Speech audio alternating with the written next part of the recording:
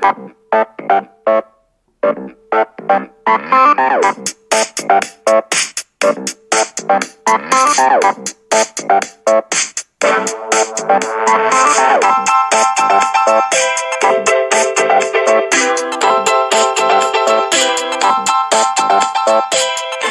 to Different Gravy, not just another Sheffield Wednesday podcast. I'm one of the hosts, Richard Miller, and my co-host has just dropped his sprawling 21-track new album featuring instant classic songs like Champagne Lukey, Lukey's Home, Girls Want Luke's, and Luke Too Sexy, featuring everyone's favourite bald COVID deniers, Right Said Fred. He is, of course, a certified Lukey boy, your friend and mine, Dr. Luke Gledall. How are you doing today, Luke? I'm very good. What a beautiful comparison to make with I've put out a bad album too, folks. Oh dear. I don't know what any of that sounds like because I just don't get Drake. Apologies to Canadian fellows such as yourself who, you know, obviously will fight to the death for him. Not really. Oh, shucks. Well, yeah, how's your week been, Luke? It's been a bit better than the week previous. Every week's a bit of a weird scramble, I guess. We just, I guess, counting down the times until we get COVID here. That seems to be lovely. Seems to be our tactics. And yeah, how are you? Yeah, not too bad. Not too bad. I'm now a proud possessor of a lovely new sofa bed. So that was nice. That was delivered Thursday, and on Wednesday, my previous sofa effort was supposed to be getting picked up by the good folks at British Heart Foundation, and they took one look at it and really treated me as if I'd sort of pooed in my hands and offered it up to them. They were so dismayed at the poor quality of the sofa that I had in my possession. They literally couldn't leave the house quick enough. So that was fun. It meant I had to, on short notice, destroy a sofa, which did make me feel pretty powerful and masterly, which is nice. That doesn't happen very often in life. Beggars can be choosers. Beggars can be choosers, exactly. Yeah, apparently they're awash with furniture items. Anyway, there we go. We should do some Wednesday-related news. We've done the personal news, haven't we? We have, yes. Done it to death, you could argue. Breaking hoo-hoos. Would I say, Rich, that we've had a week that's been about as eventful as our own personal news in the world of Sheffield Wednesday? Well, Darren Moore had a sofa bed delivered, and the day before... Yeah, it was like I shit in my hands and offered to him, really. And I thought it was a much better sofa than excrement suggested. I mean, the only real news is we've had a couple more youngsters farmed out to lower league football clubs to cut their teeth. Mm-hmm. So we've seen Liam Waldock head out to Gainsborough. Are they still Gainsborough Trinity, or is that have they dropped the Trinity? I don't know why I'm asking you, like you should know. Well, you know, I do have a constant fingertip on the lifeblood of Gainsborough Trinity. It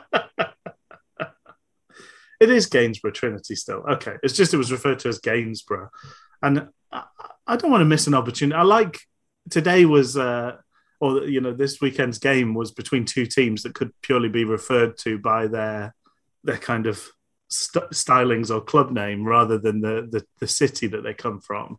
And in Argyle and Wednesday. And I think it's nice to have Trinity is fairly unique as well. So I think it's nice to celebrate those unique club names. There's a lot of cities, there's a lot of Uniteds. When somebody does something a bit different, I think it should be applauded. But we also saw... Why the Argyle? Do we know why the Argyle? I don't know. No, I'm not sure. There's probably some stories on... so it must be about sailing, right? Because Argonauts are sailors. Oh. Right, Jason and the Argonauts. So is that name for, like, is an Argyle sweater like a sweater bequeathed for a man who is at sea? is that? They were founded, apparently they were simply just Argyle originally, but I don't know whether it's telling me. Much speculation surrounds the name Argyle. One explanation is the club that was named after Argyle and Sutherland Highlanders, an army regiment with a strong football side of their own. Another theory is that given by its local geography, suggesting the name comes from either a nearby public house, the Argyle Tavern, where the founding members may have met, or from local street Argyle Terrace. There you go. Okay. So it's a bit like the football club like version of the Flake 99. I guess so. No one knows why it's 99. There's a theory that's 99 millimeters, so it fits in a 100 millimeter box. Another one is that it's IC in Roman numerals for like ice cream, but there we go. We just don't know. We just don't know. Don't know. What we do know is that some Sheffield Wednesday youngsters are trotting off to... Yeah, so Charlie Hagan was the other one that's headed out to Hampton and Richmond. So they're both... that's one of them to the National Conference North and one of them to the National Conference South. And that's the level that my nearest team, my local team, Chester, play in. And it's a decent level of football. I think like you sort of assume you get to that level and, well, maybe I unfairly assumed, and it gets a bit pub leaguey. But they're all good, fit boys. You know, they all. There's no tubby lads wandering about kicking people. It's really it does tend to be flourishing, you know, youngsters on the cusp of things at higher levels. So yeah, interesting. You think football needs more tubby lads kicking people, or? I keep suggesting that from the sidelines. Put big lad on. He's the kit man. No, just chuck him on. He's got heart problems. It doesn't matter. There's only 10 minutes left. But I mean, it's I think a very common theme from fans of probably all clubs, but particularly Wednesday, is that we want to see more players going out on loan. So totally. This is really can only be seen as a good thing. Really, is getting these players on. There's not a particularly decent option for reserve team football, so getting them out and playing some real stuff feels like a much better move. And it's a proving ground for them. You know, if they manage to flourish, either they can get themselves a career elsewhere, or we get to welcome them back into the fold at Wednesday. That bit more sort of road work on them and ready to roll. So, yeah, I think positives all round, and two players who've been on the cusp of things. They've played in cup games and things like that. So, this just feels like a natural next step for them. So, yeah, well done to the club and well done to the players for taking on the opportunity. Yeah, best of luck to them. So, that without a midweek game to talk about, that leaves us to the match against Plymouth Argyle. Indeed. The Pilgrims at Home Park, which is also known as the Theatre of Greens. Did not like that, Luke. No. Shouldn't the Theatre of Greens be where like Forest Green Rovers play? Because they're like vegan as well, right? So, but they don't have the heritage, do they? But it should be. Do you think it should be like Pasty Pastures? Pasty Pastures. Yeah. That could work. I did notice today there's a new Ginsters logo. That's me up to date with the world of pasties at large. I didn't recognise the logo on their shirt, but it's obviously a new Ginsters effort. A new daring rebrand in the world of pasties. Yeah. But will people still recognise us? Yes, we'll be the only pasties that they sell in WH Smith's.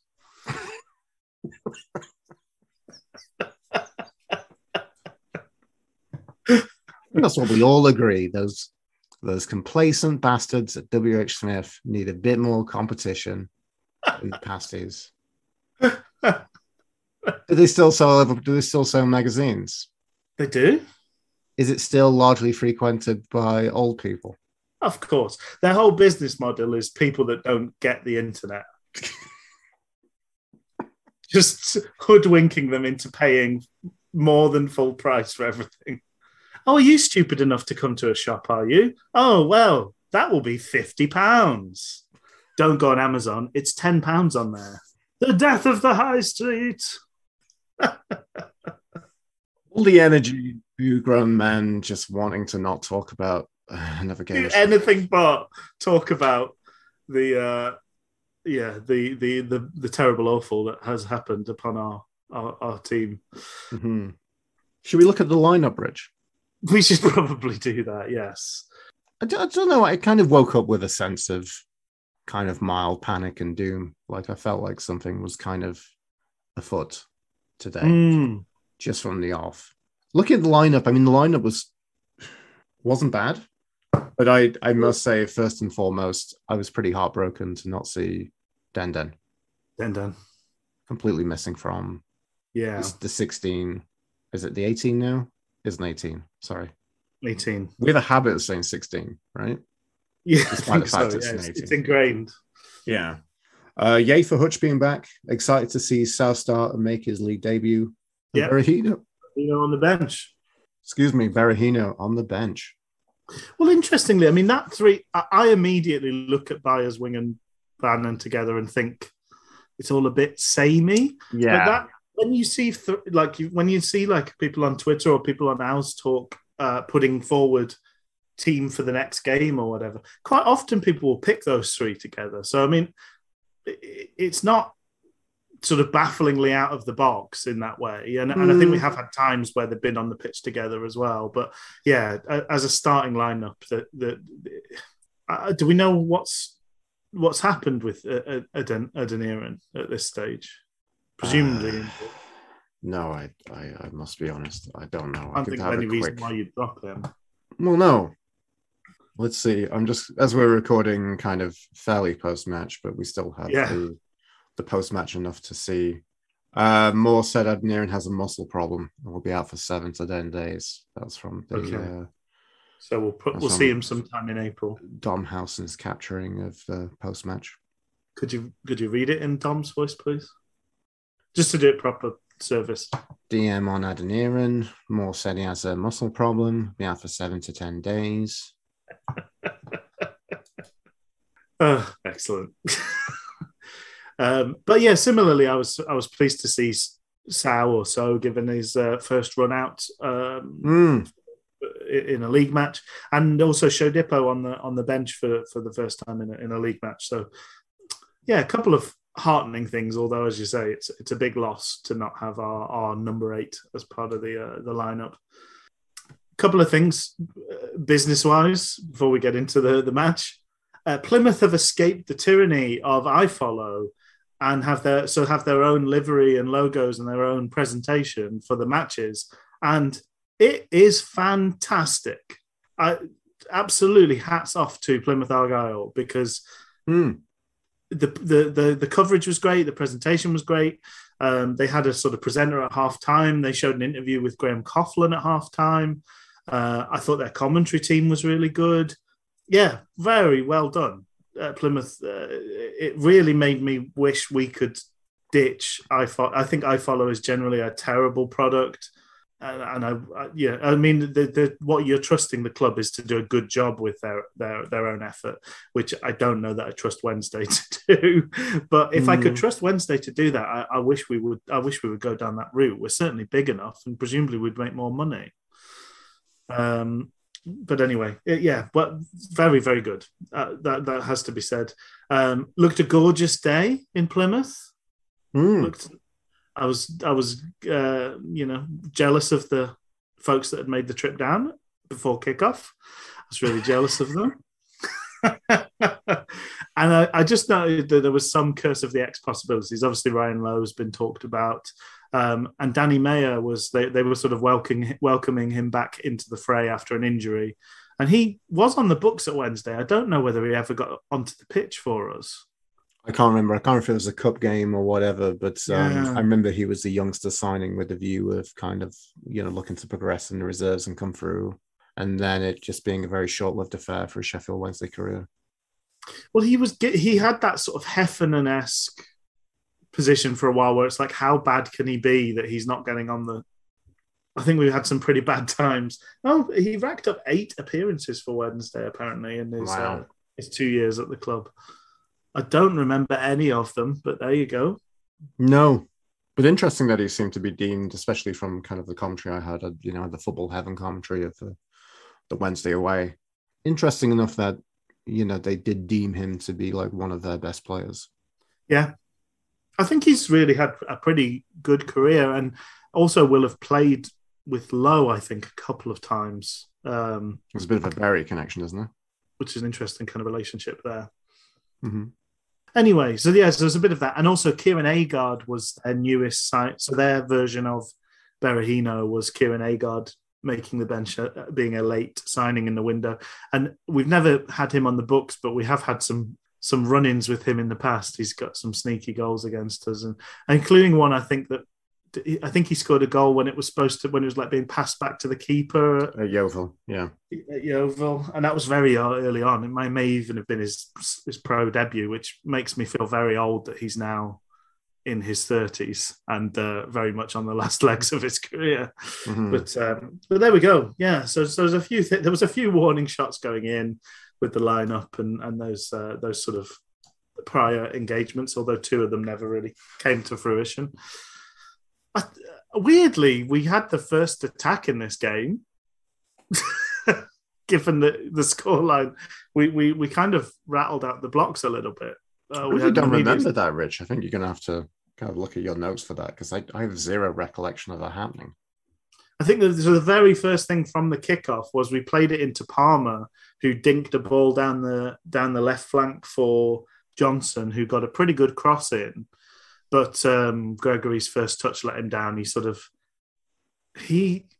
I don't know. I haven't really noticed his first touch being that bad previously, but today he was very much in that territory of second touch needing to be a tackle quite often, Lee Gregory. Looking surprised and confused as the ball ricocheted off angles from him. So that was the start of that. But it felt like a bright, like, oh, great, we got in behind them, we made something happen. Felt like that was maybe a good omen, but it wasn't. It wasn't. Well, I was going to say, actually, from my notes, just kind of off the first 5 minutes, I basically kind of said, not much notes from the first 5 minutes, though. Byers has given the ball away twice in that time frame. Well, I think so. Similarly, I've got it's the same comment, but from a different take. I noticed very early on, I thought Plymouth had got their shape pretty spot on. They pressed the ball very efficiently. They weren't running around like idiots. They were just shutting down our options with the positions that they were taking up, and it did mean that we were doing a lot of shuffling around at the back, and there was quite a lot of passes that were just purely between Hutch, Peacock, Farrell, and Iorfa as well, all throughout the game. But it meant when it came into those midfielders or the fullbacks, quite often they were pretty harried. And yeah, Byers didn't seem to react very well to that. It took him quite a while to catch up to the speed of that, definitely. I guess the interesting thing to look at and to think about the shape is I think we're going to have a lot of talk today about the midfield and the formation.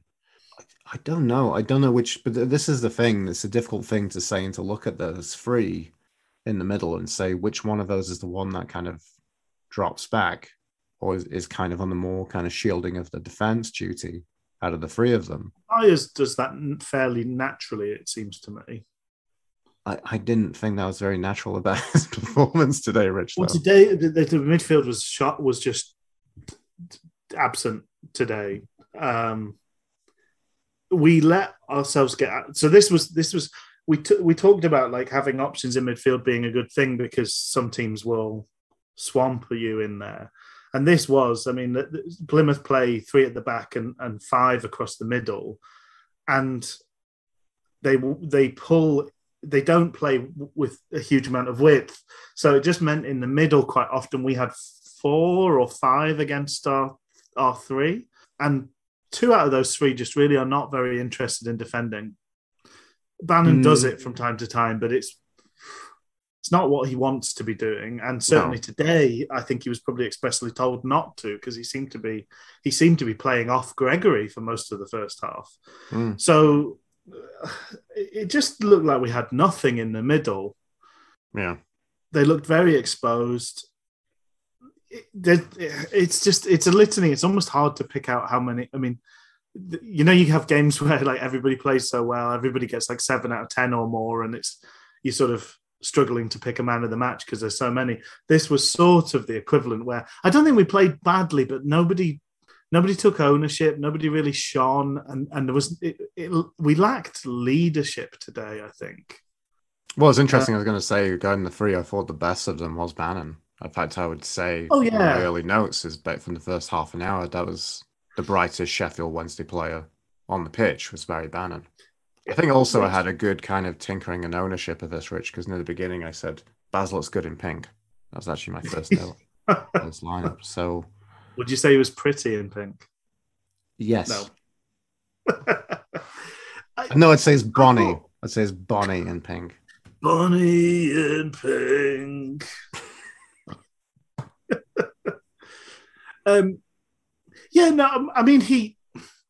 Naturally he's going to shine, and this was another, like, listening to the opposition's commentary. They're full of praise for Barry Bannon. He's brilliant. But what he's not able to do, he can control play when we're in possession, and we did have quite a lot of possession. I mean, overall this game we ended up with like 60% possession. We had quite a lot of the ball, but they were devastatingly effective when they had the ball. But what he can't do is sort of put his foot. He can't stop moves. He can't put a halt to their momentum. So when the team as a whole is struggling, he doesn't have that. He's not got the sort of physicality. He's not going to go and grab a ball and turn a move round.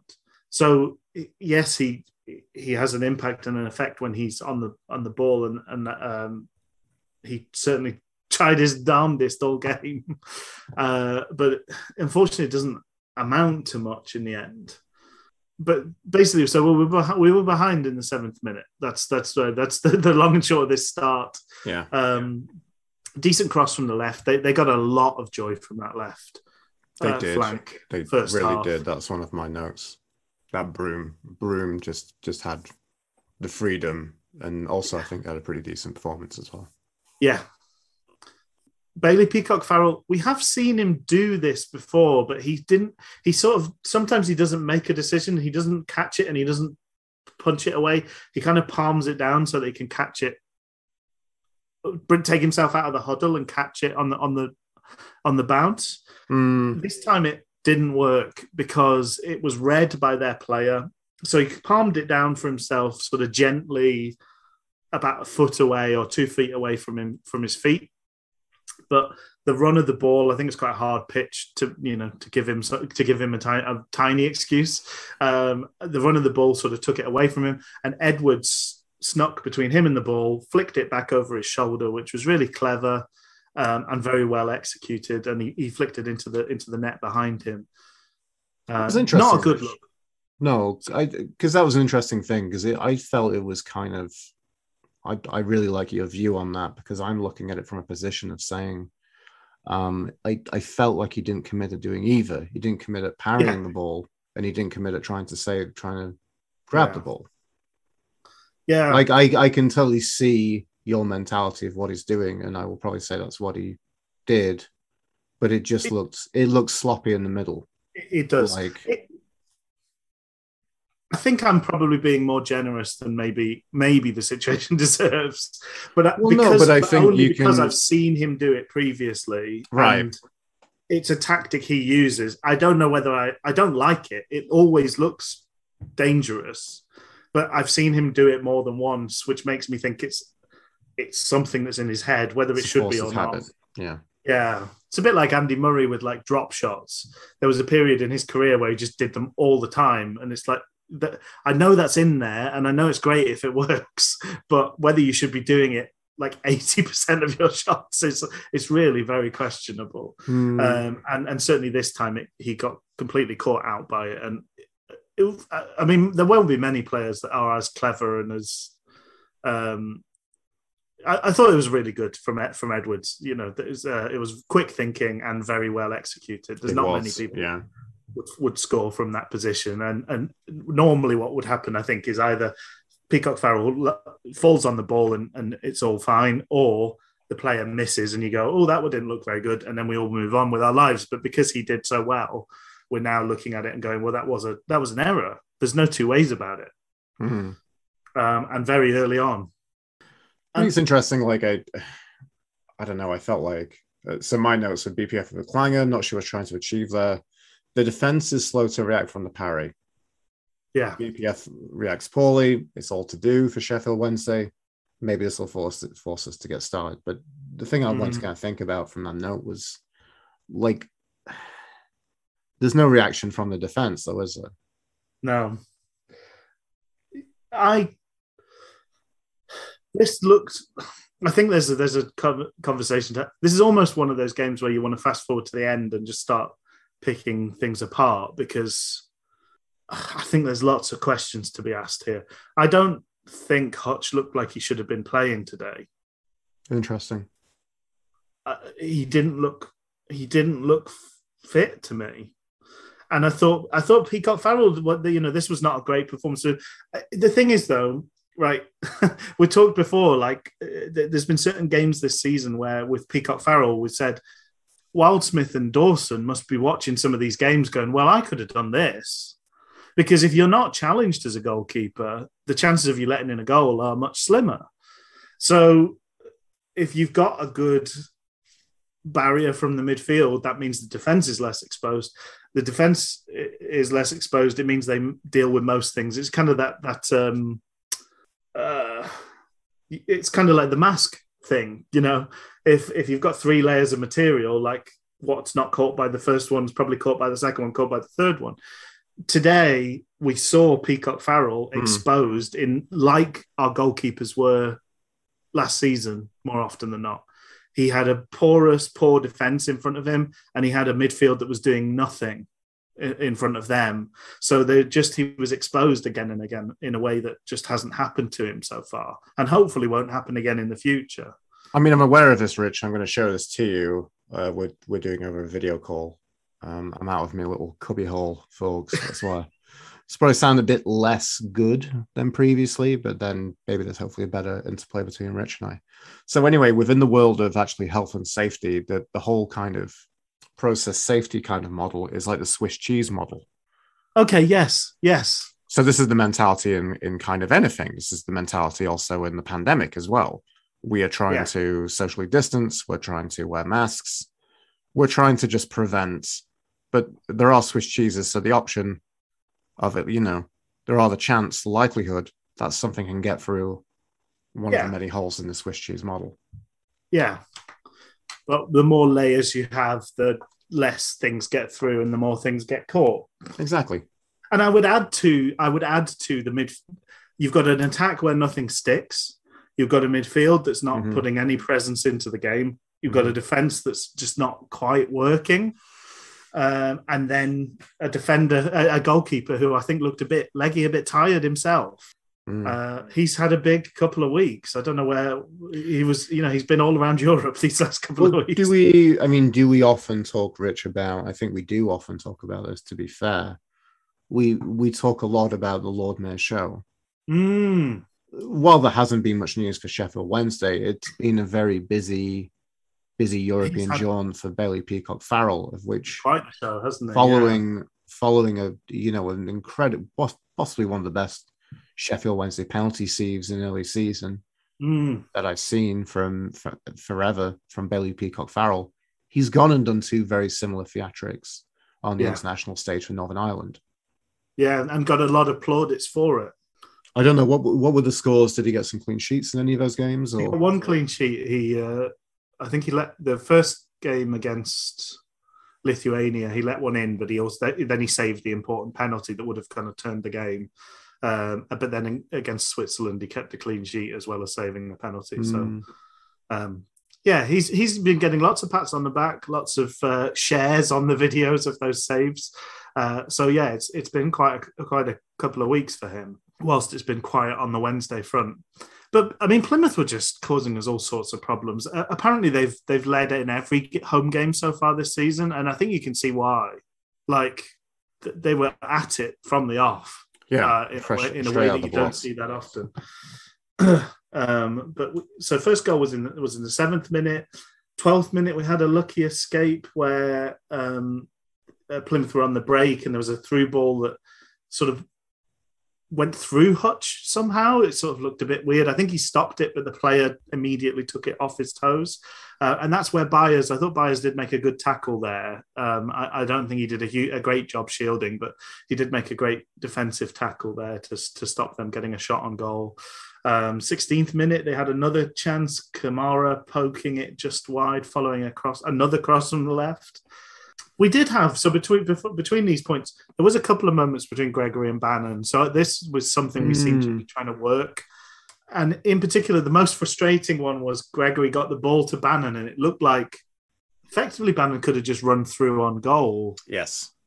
And he played it forward for Gregory. I mean, even if Gregory was stopped by the defender, he was never going to get to this ball by Bannon. It was a poor ball. And you just thought, like, that moment, that's where Bannon, it's like, come on. This is where this quality we're paying handsomely for is supposed to shine through. Is these big moments? Just slightly disappointing that he didn't grasp the opportunity there. But they did combine well on the edge of the box to set up a cross for Johnson again. But this was the one that kind of ballooned up, and this is 19 minutes. It ballooned up and caught by the keeper at the near post. But I mean, interesting to see. We're obviously trying different things. Yeah. And maybe that was particularly in place of Adeniran is Bannon playing that far forward and interacting directly with Gregory. 25th minute was Hutchinson getting his rush of blood to the head. Lucky yellow. He got fouled. He was sort of emerging from defence with the ball and got his heels clipped. And then the ref had blown, and he just launched himself at the Plymouth midfielder, and was very lucky. I think a more sort of savvy player or a more cynical player could have got Hutch sent off in that situation. He jumped out of the way, which helped Hutch, so he didn't take the impact. And then he also just shot straight up and kind of argued with Hutch about the fact he made the tackle. Whereas if he'd rolled around like he'd been murdered, I think the ref could well have made a big decision there. And it was completely pointless. There's no need to make the tackle. And it puts a centre-back on a... You're always walking a fine line after that, because as a centre-back, in the back of your mind has got to be the moment where it might be the best thing to do to take a player out. But you remove that option from yourself once you give yourself a stupid yellow like that. What did you make of that moment? I remember it happening. I didn't think I really made a note about that, to be honest with you. So which minute mark were you on there, Rich? That was 25th minute. Yeah, I've got a few notes around there. Kind of up to there. So I thought on the 15th minute, Kamara should have backed from across in the centre. At that point, I said even the 15th minute in, I'm saying they're having a lot of joy on their left flank. Yes, yeah. 17th minute, Hardy has the easiest chance on the outside of the box, simply played into him, and he turns and curls on Lowe, which BPF gathers. Yeah. Just easy as the middle of... He had the freedom of... Yeah, he had the freedom of the city, didn't he, to take that. 18th minute, Bannon was thick in the middle of 1-2s. Had it out to the left. That was Johnson on the left, crosses it, and it deflected straight into the arms of the keeper. Yeah.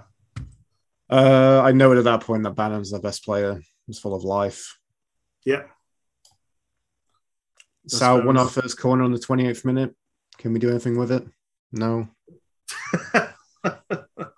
And so Sal had another decent, a few, like 4 or 5 minutes after that, he got one of the centre backs 1-on-1 and put a decent cross in as well, which I didn't see in enough detail whether it should have been converted by either Gregory or Johnson, but it was a good enough cross in. It was exactly where you want the ball. I thought there was maybe a bit too much pace on it. Like he really hit it across pretty quickly. Like I think it could probably be seen to say, it was pretty hard for them to get on the end of it. I would look at it that way. So yeah. My next one's 34th minute. Have you got that? Liam Palmer? Yep, exactly. I got decent effort over the bar by roaming goal threat. Liam Palmer. Yeah, he's got it in him following the game against the Newcastle kids. I mean, working it from the left back position, playing it down the line, working his way into the middle for the ball that comes in, and then just unleashing an effort just over the bar, a rasping effort just over the bar. He really did hit it really well. I mean, it was a little bit over, but it was the right idea in terms of the strike as well. Yeah. So before the 32nd minute, Rich, I said Byers gives the ball away again. Okay. I'm gonna start calling him the roaming goal threat. That's his full title. Excellent. Liam, the roaming goal threat, Palmer.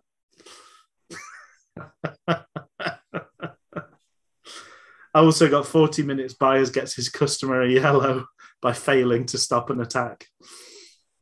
That was where the ref pulled play back when he absolutely didn't need to. So this is the 38th minute, right? Yeah, I've put it 40th because I think it all ends up in the second. Oh, because I think I kind of start off with a foul. So then there's a lot in this, isn't there? There's a lot in this play. Yeah, there's a lot. There's a lot. I thought it was really funny. I do want to make a laugh at my notes, and thanks to the predictive text. Byers with a foul and takes a yellow in I think I was meant to say dangerous, but somehow Apples put it as a gangrenous break. Oh, gangrenous break. He got a touch of the Chris O'Grady's. Yeah. A break that needlessly came from Bannon ruining a good attacking break and giving the ball away. Yeah. So Bannon gave the ball away at halftime. Byers does a foul, which I thought was very much a yellow. It was very much a professional foul. Really funny on the commentary we had actually Rob Staten and John Pearson didn't thought like it was a really bad refereeing decision to give him the yellow. But I thought it was a yellow all day long myself. Yeah, it was cynical. So I guess the interesting thing here is I thought they did play the advantage. You know, the ref blew up, but the player did shoot. Christie shot and Bailey Peacock-Farrell saved, but that was after the ref had blown his whistle. So he hadn't made a conscious decision to play, because I thought for a second it happened so quickly. I thought it was a playing the advantage situation. Yeah, I know. I think he let it run briefly, but he didn't give it long enough to. They should have been allowed that shot, and from our point of view, that would have been much better because that was saved. Yeah. But I think they were fuming really because it was Christie 1-on-1 with Hutchinson, and Christie had Hutch on toast all day today.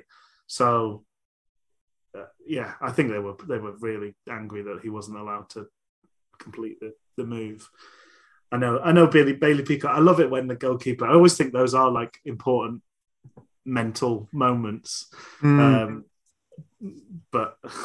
maybe the importance of them is overstated in my mind, given that it didn't really make much difference today.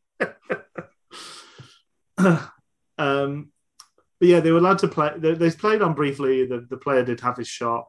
Bailey Peacock-Farrell saved it. It was pulled back for the free kick. And not a particularly dangerous place for a free kick to happen, really. No, not at all. But we held our high line, and they got the sort of delivery that makes that high line look ridiculous, because in the end, 3 or 4 Plymouth players could have popped the ball in the net. It could have been several. It was so easy to evade that defensive line. Yeah. Free kick. And there's no chance for Bailey Peacock-Farrell really there. I mean, he tried to rush out, but you're just completely exposed, aren't you, as a goalkeeper in that situation? Mm-hmm. Their set pieces, another player that shone for good reasons, Grant on their side. Their set pieces were really good all game. Lots of good crosses that asked questions of us. We were constantly on the rack, really, when they had the chance to deliver into the box. And I will also say their throw-ins were good. They took their throw-ins quickly. We didn't get the chance to reset. Yeah, there's a moment they took a really quick throw-in that really completely bamboozled us. Because we are terrible at both types of throw-ins, when we're taking them and when we're receiving them. But yeah, getting that turnaround to happen quickly really put us on edge again. Just kept we were never comfortable as a result of their kind of several things they did to sort of add quality.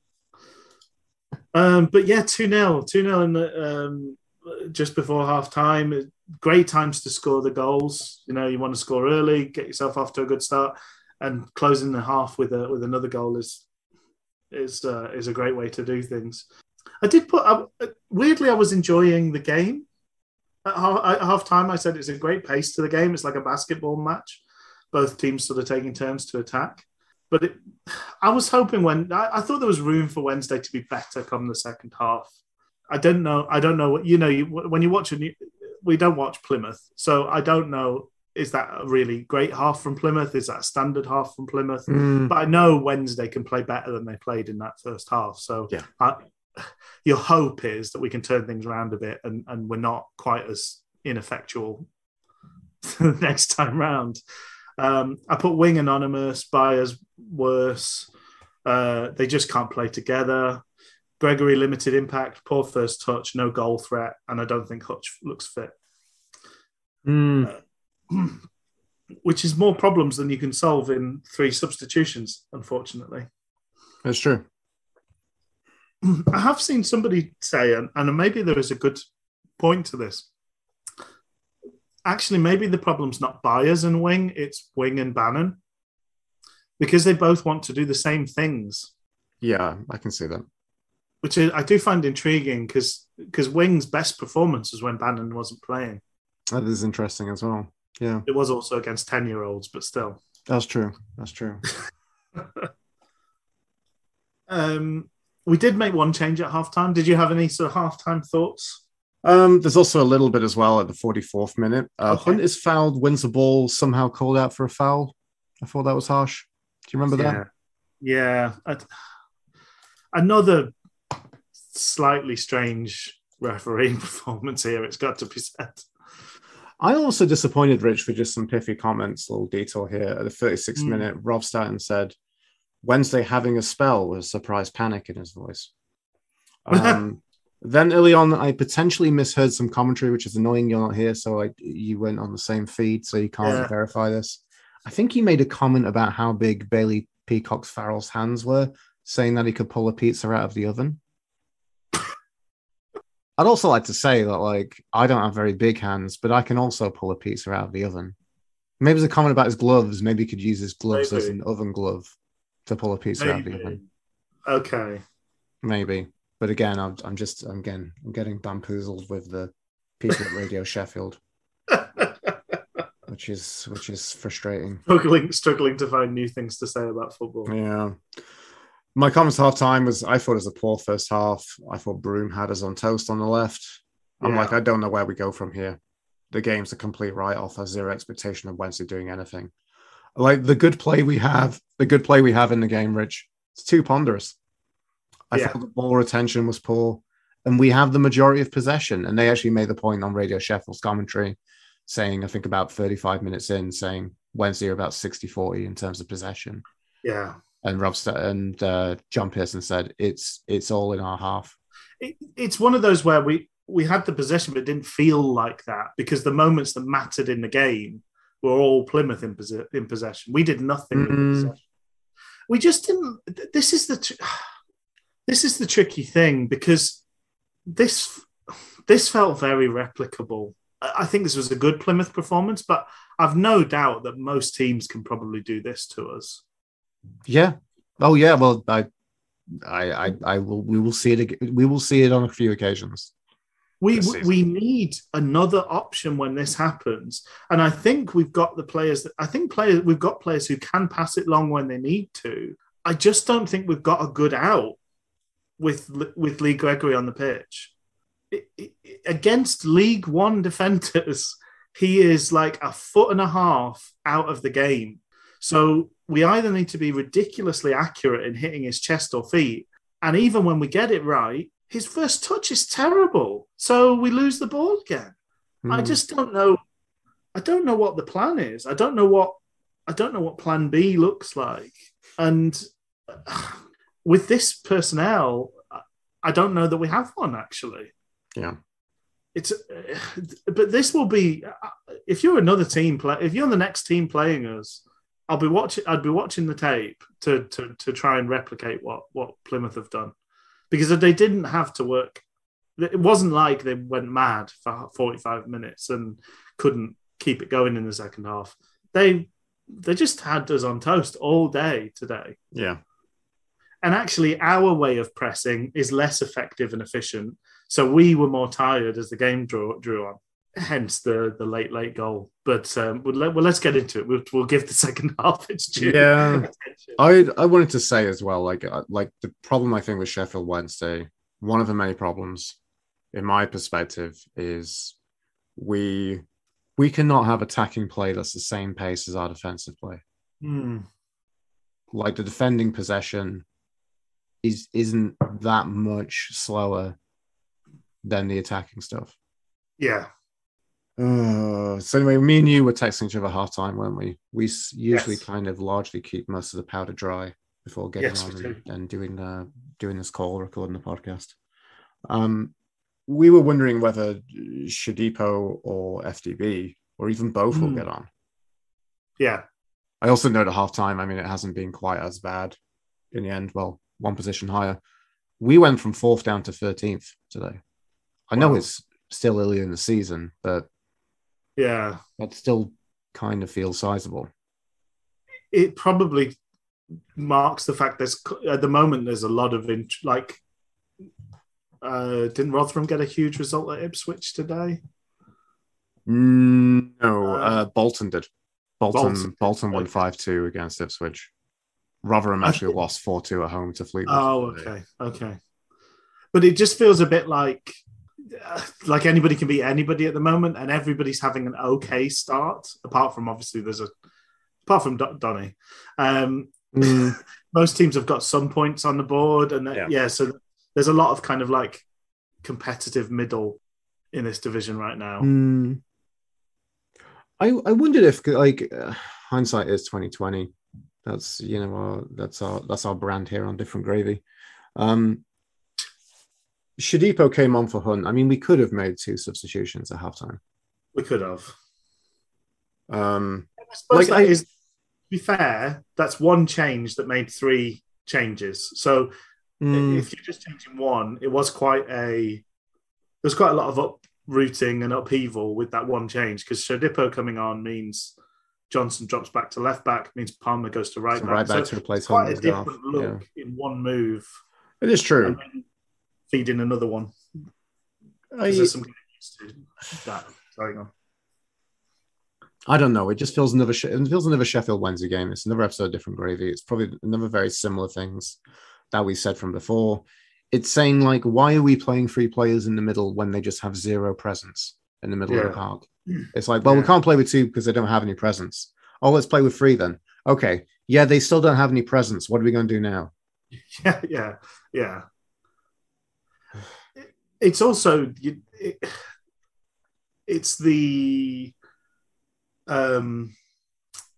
perception of depth and the reality of what that means, because we're now, does it feel like going into the rest of the season, we're actually, FDB doesn't ever get a look in, so it doesn't matter whether he's good or not, or helps or different, because he never gets to play, so it doesn't matter. So you've got one player in the squad that is invisible. You've got, and so then it's like, so do we need Adeniran or Luongo to play every game? Well, Luongo's never there. So does it mean now we've got this balanced? Have we got too many options in central midfield? People said that we've got too many players in central midfield, and now it's like, well, no, we've got Adeniran, and if Adeniran doesn't play, we're screwed. It's a really weird position to be in, but so then what you should be thinking is, okay, so what's the alternative? Is the alternative you play 3 at the back so that you've got one of those defenders, like Plymouth had today, who can, when he needs to, step forward and add to the numbers in midfield to strengthen the midfield. Because you could have done that today. You could have had Dunkley and Hutch, and then had Iorfa step up. Yeah. Well, I think that was more some of the mild positives near the end of the game was Iorfa just being like, yeah, whether he's been told or whether it's his own volition, just being like, scored. Fuck this, I'm going for it. But it took the disappointing thing is it takes 85, 86 minutes for that to start happening. I know. He's that good all along. Well, we need to go 2-0 down to actually start having some momentum, really. Yeah. In a way, the most animated play is when we get 2-0 down. For fuck's sake. So we made that change and had the switch in 3 positions there. Plymouth just continued to have chance after chance. They had a couple that went pretty narrowly over the bar. Mm-hmm. The first thing I've got of note from Wednesday's side of things is in the 58th minute. So even though we made that change, nothing really happened for 15 minutes from a positive point of view. But I don't know if you've got anything between the 2 gaps there. Between the 2 subs? Well, I've got the chance show Dippo happened on 58 minutes. So Sal breaking down the right and playing the ball in for Show Dippo at the near post, who just whistled past that near post. And then the subs. Oh, completely forgot about that. I remember, I think my timing's a bit off here. I'm not sure, 50 yards. So when did we make the subs? 52 minutes? Was that right?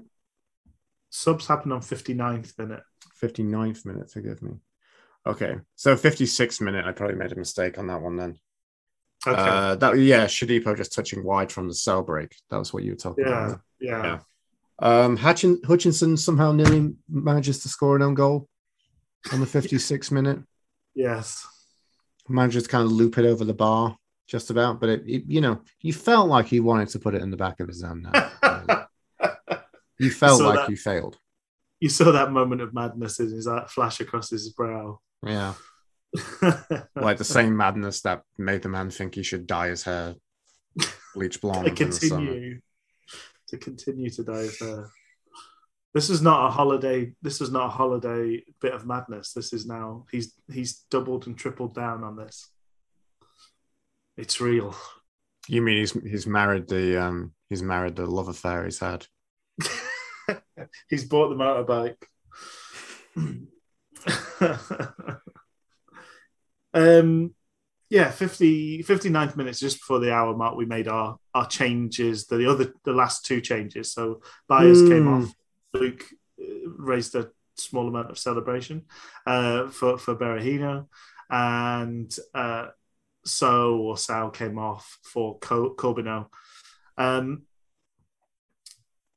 Again, it didn't have an instant impact, but no. Well, I even made a note actually earlier to this, which is a Luke observation I made. I said, we may as well take Byers off for Berahino. We aren't using the midfield anyway.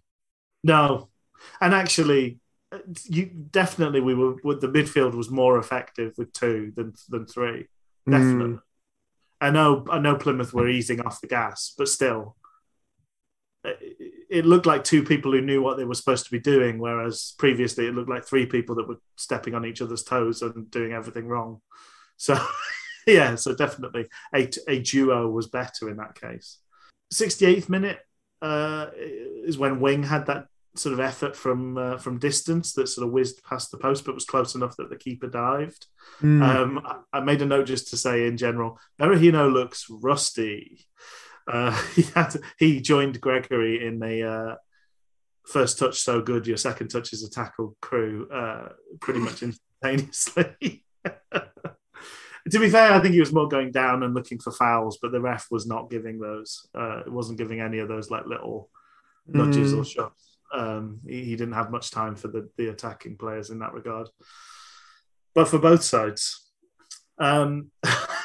this shows you do you know how well the attacking was going, Luke? My next note was, nice to see Show Dippo and Berahino mucking in at the back.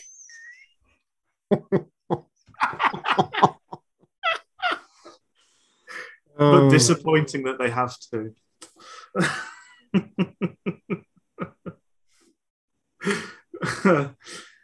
um, you ruined my birthday party. But it was nice to see you cleaning up afterwards.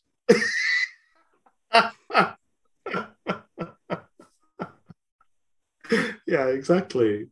My next note's 73 minutes. I'm conscious you might have your own bits and pieces. I've got a few, yeah.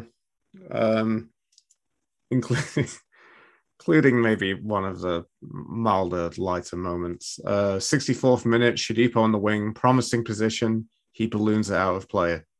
Obi-Wan Kenobi tells Rich and I, this is not the league debut you're looking for. So I thought he looked bright, but ineffective, which I suppose could be used for lots of players.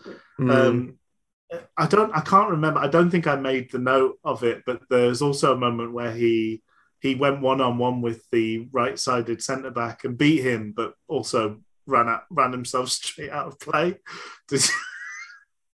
Yeah, I remember that one. Yeah, it reminded me of Harris in that he insisted on using his left foot when he's clearly not left-footed quite a lot.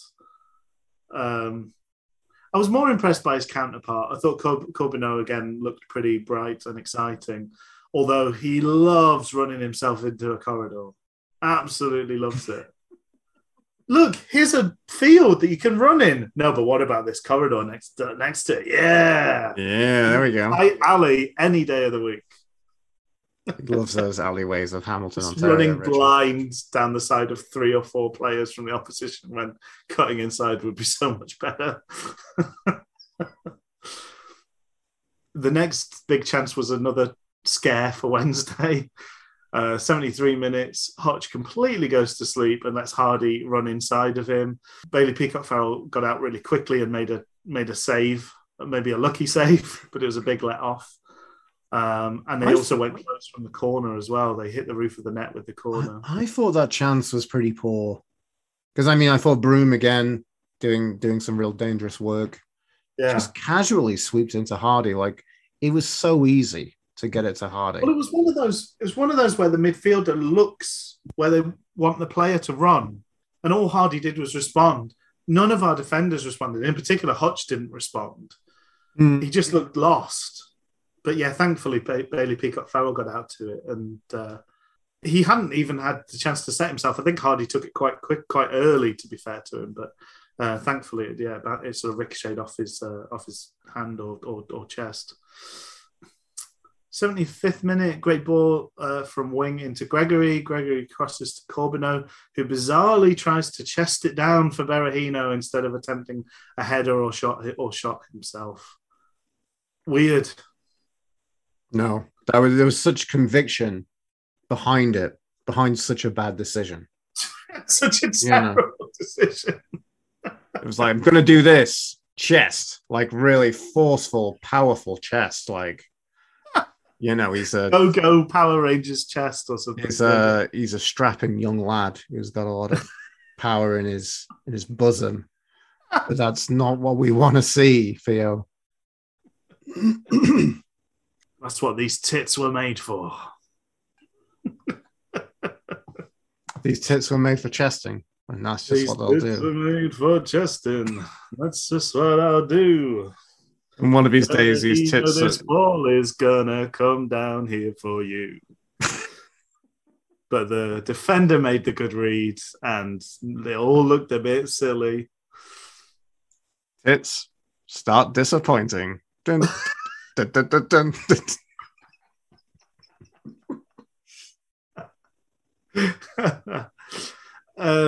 Getting very fruity with us, hasn't he? Yeah, absolutely. He nearly showed us his peen last week. Exactly. Now he's giving us a bit of a tip for the tat, I guess. He's quite the boy. Tips or tits? That's what you always get. You always get the one with Corbeannu.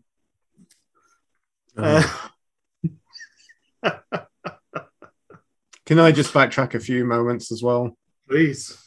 The 69th minute, Ben Kenobi comes back to raise his eyebrows at Richard Luke as Berahino spunks it out of play in his own half. Yeah.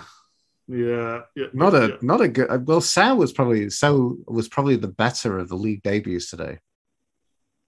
There was good moments from him. Yeah. It was probably one of the, I'd say him and Bannon were two of the finer showings today. Two of the guys that escaped the most of the blame. Speaking of Bannon, the 83rd minute, Rich. Some great work on the left. Cycles back to Johnson. Johnson puts in an absolutely beautiful cross. Bannon gets there, heads it wide. Yeah. I mean, he should have scored. The smallest man on every pitch he goes on should have scored his header. He should have. He didn't even have to jump for it. He was stooping to head it. Yes, yeah. the perfect height for Bannon. Johnson put some good deliveries in today. He did. 2 or 3 absolute perlers, to be fair to him. The funny thing we're finding, I think you're completely right, Rich. He's better in that. He's better in that doubling up left back berth, isn't he? Yeah. Yeah. Although he nearly got caught out a couple of times defensively this today, but still, yeah. But it just seems to suit him. I think he's just got a little bit more time to pick his moments. And before that, we had the sort of vague penalty shout for Shodipo. Yeah, I remember that. I don't think there was much in it, but no, it just feels like it's worth noting. In a game where we didn't do very much at all, it was one of the things that we all. A game where we didn't do much at all. Let's look at this. Jamie, pull up a clip. I know it's 79th minute. I think this is probably the first for the league, maybe. A rare double booking, a lesser spotted double booking. Double booking. Because we mentioned in previous times, like that seems to be something that they don't seem to be careful, want to do. Well, it was a strange one, wasn't it? But yeah, Gregory got booked himself and managed to, Gregory got fouled and that resulted in a booking and managed to earn himself a booking as well in the aftermath. Yeah, no, it's a bit of an odd one. We did almost make an interesting end to things. So I've got down as the 86th minute. I think we're a bit out of time from each other notes wise, but we did have that kind of how did it not go in type scramble. Yeah, where Corbeannu from a corner it dropped down and Corbeannu unleashed a pretty decent effort that bounced off the goalkeeper's face. He was pretty lucky that he dived into a position. He obviously got his positioning right, but he didn't know much about it. It came off his face, and then we had a couple of little nibbles after that. I think did Wing maybe have a poke at it, and Hutch as well. Wing cracked one wide in the 89th minute. Yeah. Oh, but in that corner, that sort of scramble after the corner, I think we had 3 shots on goal that were all saved or blocked. Wing goes close again. Should that have been a corner? It looked like it came straight off the defender to me. I don't know, Rich. I was too resigned to that point to give you any great beautiful note juice. We had 5 minutes added on, which should have been hopeful. And if we'd scored in the 86th minute and then had 5 minutes added on, it's one of those where you probably would have fancied us to just build up enough of a head of steam. What do you think is like the hugely, greatly offensive thing? I mean, Plymouth outplayed us without really breaking much of a sweat today. But the fact that they can time waste on the 92nd minute and then go on to score a third. Yes. To be fair, I didn't think there wasn't a huge amount of time wasting from them. I thought they kept a fairly good tempo even. No, but it was just that the keeper kind of went down, or one of the players went down, and it was a bit like, "Come on, guys, let's just get so." Yeah, we go on. Which is half of the course, isn't it? But it wasn't. We've had enough like teams really, really milk the time wasting side of things, and I thought to their credit they didn't do very much of that. But yeah, there were some moments. 94th minute, Broom should have got a yellow. Again, he had almost had Corbeannu's shorts off. Seems to be a typical reaction when he does you. He has your pants down, so you try and pull his pants down, I think is what happens with Corbeannu. That's what happens, yeah. And somehow, so Corbeannu gets his shorts tucked down. runs the ball out of play, and somehow the ref gave a throw in to us. It should have been a yellow card. It's nailed on yellow card, completely cynical foul. But what it is not in any universe is a throw in to us. But the ref gave a throw in to us. But we had one little glimmer. Berahino did really nicely with that effort in the 95th minute. That was a little show of like, okay, this guy's got something. Mm. Because we had a bit of the kind of, he played his defender, he got his shot off really well. Unfortunately, it was saved. But that was a little moment of quality, and hopefully we get to see more of that in the future from Berahino. But yes, unfortunately, 90 minutes plus 7. Plymouth complete the route. Just the gaps just looked huge. They did really well, like overlapping and overwhelming us all the way through the game with like runners. This was just, again, Broom, who'd had a fantastic game, ran the ball forward, waited long enough to drag in Palmer, and then unleashed the left fullback or left wing back, Lowe, who I believe that's his first goal, and he took it pretty masterfully for a first goal. A very nice finish from him, and as I say, completed the route, completed a very comfortable win for Plymouth Argyle. For the Pilgrims. For the Pilgrims. Do you want my closing thoughts? Please do. Outplayed, outfought, outthought. Wednesday predictable, slow, and low on quality. And then I said, well done, Ryan Lowe. He either nailed his game plan or has built a very good side, or both. Solid at the back, dynamic in midfield. Camera looks an outstanding talent. Broom is an absolute nuisance, and deliveries from Grant were fantastic throughout. 2 big strikers, 1 standard target man in Jeffcott, and 1 nippy playing on the shoulder in Christie. They just looked a very good outfit all round. And played properly, played out from the back, built, proper building football from the back, and it's a sort of performance you wish we were putting in at this stage in the season. Theatre of Greens rightly proud of a total football performance. Mm-hmm. I also really thought the Plymouth commentary was good. Ryan Dixon was the sort of player, the ex-player, who I don't have any familiarity with, but I thought he was very good and fair, and made some really good observations throughout as well. So, yeah, I was bowled up. I've come away with a real appreciation for Plymouth Argyle Football Club and what they're offering to the world. Wow. Ladies and gentlemen. Maybe that's it. Next week, it'll be 1 Wednesday fan and 1 Plymouth Argyle fan talking about football. Maybe that's the big change, the big twist. When Different Gravy jumped the shark was not the Papa John's episode as most people thought it would be.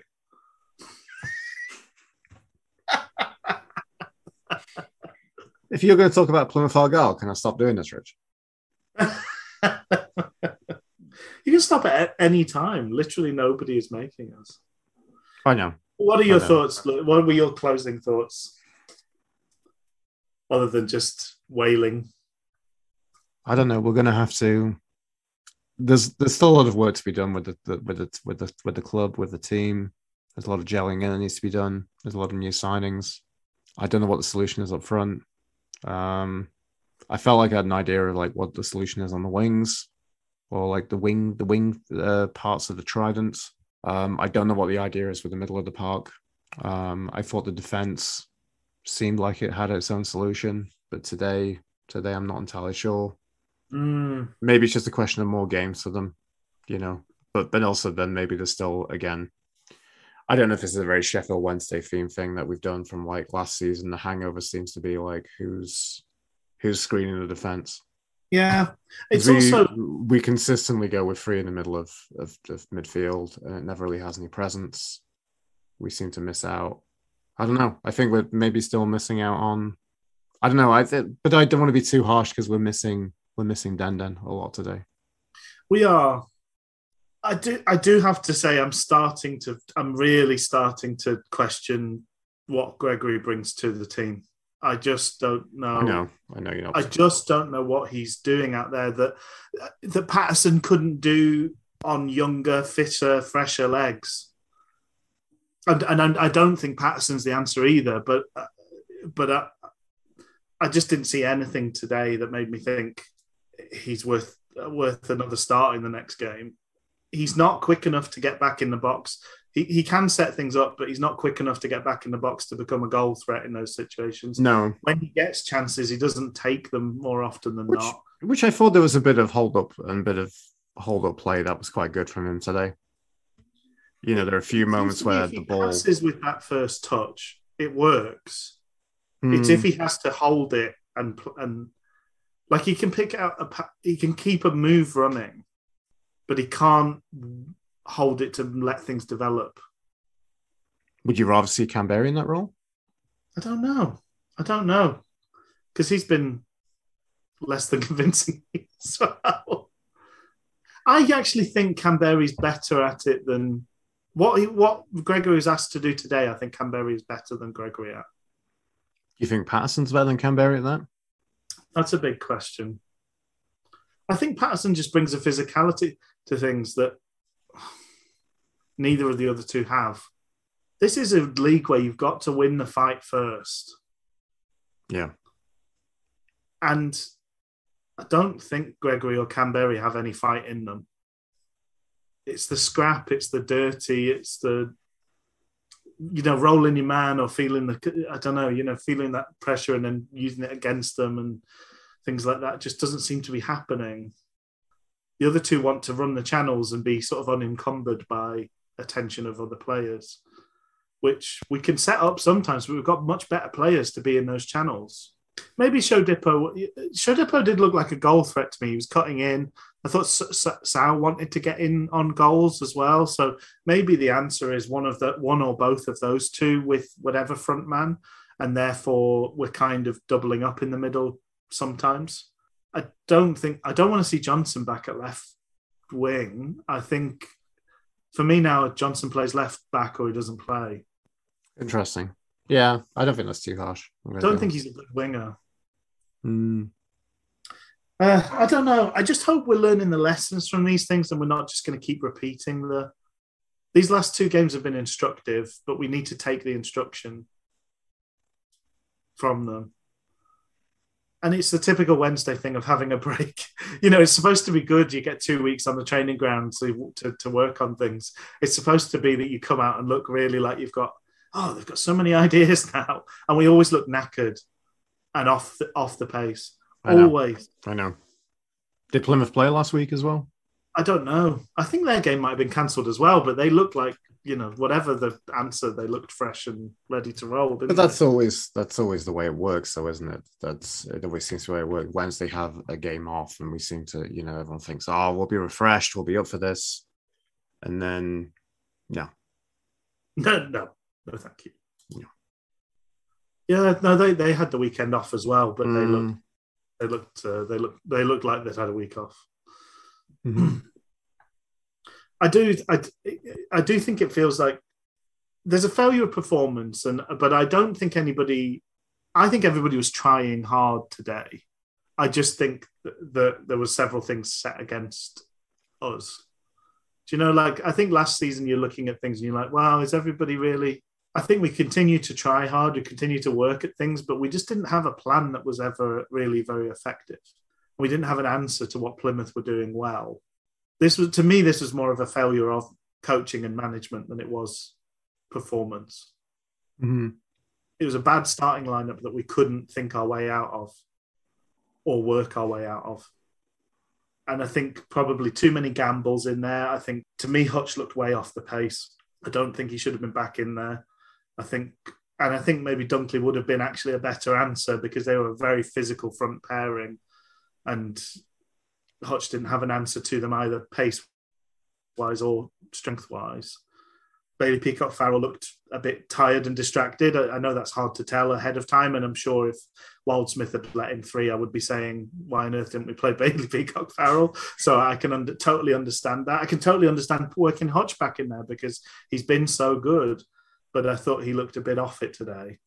And then that midfield just didn't work. Whether we've got an easy solution, I don't know. But it's just too many. It's too many failures altogether. You can only survive so many things going wrong. So, how do we want to wrap things up? Do you want to do? Is there a villain of the piece? Well, I'm going to blame Peacock Farrell for the first goal. Yeah, and then Byers is getting a bit. Byers of score. is pretty big in my book of blame. Going to be honest with you. Which I agree with both, really. So joint honours for BPF and Byers. What do you think for kind of honourable mentions? Would you say Chiboy Baz? I thought Baz looked good. I think Iorfa did pretty well by and large, but then it seems weird to say that in a team that let in 3 goals. Well, he spent a lot of time trying to make up for things and he made some very critical blocks. So I think there's a praise there, but it just feels such a damnation that he's the one he's doing that, you know? Yeah. There's positives to come out of Shodipo's debut. I thought Sao looked like, I think there's a player there in Sao. I think he's maybe the best of the winger signings all round. Corbeannu looked bright again. His decision making is a bit baffling because he also had a bizarre 50-yard effort as well that we didn't mention because it wasn't good enough to mention. But he's got a turn of pace and he puts people on their heels, and that things will come of that. I just wonder when do we get to see more of him, because he gets chucked on at the end of these lost cause games and it's not really fair on him, to look good in spite of the situation. So, yeah, I mean, there's little glimmers there, but we were pretty soundly beaten. Mm-hmm. This is different to the previous game, the Morecambe game. The Morecambe game, we were the better team, but we were a bit unlucky. This was a showcase for Plymouth. They looked a great team today. Very much so. And we couldn't match them really anywhere, even to the point of getting excited at the. We couldn't even muster an exciting final 5 minutes or whatever. So, yeah, there we go. A tough one in many ways, but hopefully a chance to kind of reconsider things and set a bit of a new path in place from Shrewsbury onwards. Right. Well, any more from you, Luke? No, that's it. Let's get this episode finished and get on with our lives. Let's wrap it up. Let's do this. Well, thanks for your time and your wonderful, thoughtful discussion, Luke. It's very, even in these dark times, it's pleasant to spend, an hour or so in your company. And folks at home, have a nice week and look after yourselves. And we'll see you on the other side of the Shrewsbury match. Cheerio. Awesome. Thanks, everyone. See you then, Rich. See you.